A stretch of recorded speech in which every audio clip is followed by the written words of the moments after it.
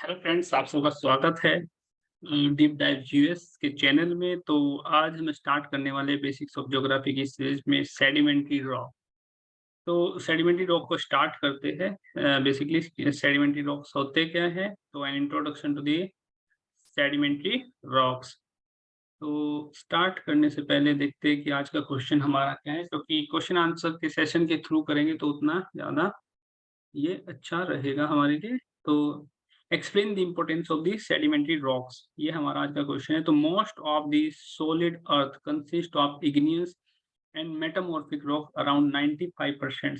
Then why sedimentary rocks are so important.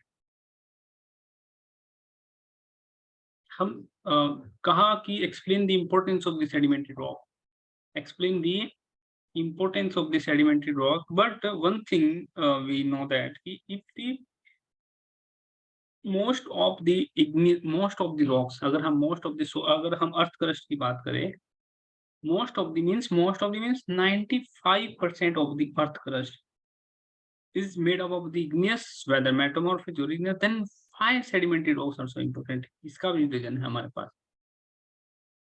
इसका reason इसलिए है, ये इम्पोर्टेंट इसलिए होते हैं क्योंकि आप जब देखोगे जो सेडिमेंट्री है वो उसकी डेप्थ नहीं है ज्यादा, बट अगर उसका कवरेज स्प्रेड देखोगे वो सारी की सारी आपको जो ओशियन क्रस्ट है, अगर हम ओशियन क्रस्ट की बात करें, ओशियन क्रस्ट पे अगर हम सी फ्लोर स्प्रेडिंग को छोड़ दिए, अदर सम वोल्केनिक एक्टिविटीज को छोड़ दी, जो वोल्केनिज्म हो रहा है जहाँ पे, ठीक है, वहां पे अगर नहीं मिलेगा, but most of the earth crust is covered with the sediment और sedimentary rocks.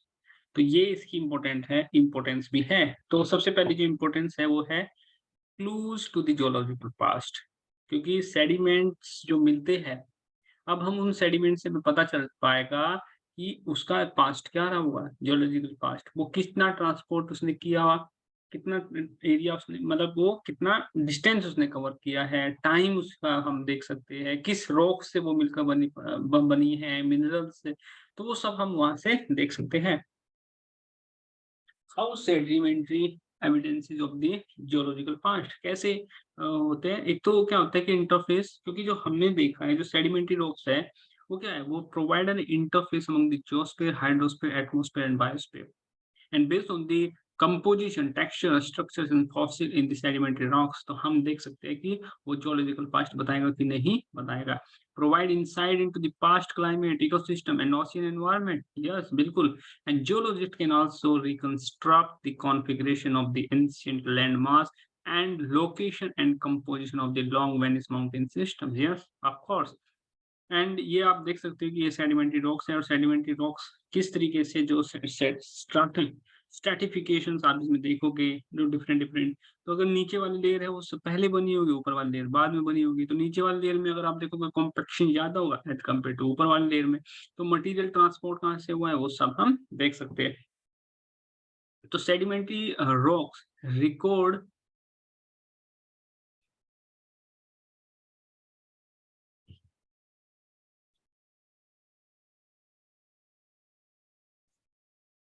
Sedimentary rocks record changes because they contain fossils and other clues about the geologic past.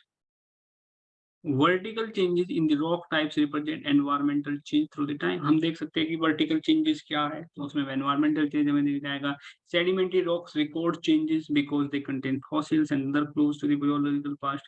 तो इस तरीके से हम उसके पास्ट के बारे में भी था तय होता है। तो इकोनॉमिक सिग्निफिकेंस भी हो सकता है, ठीक है, जियोलॉजिकल पास्ट तो है, coal, crude oil, natural gas, shale, uranium, ground water reserve, major source of the iron, aluminium, manganese and phosphate fertiliser.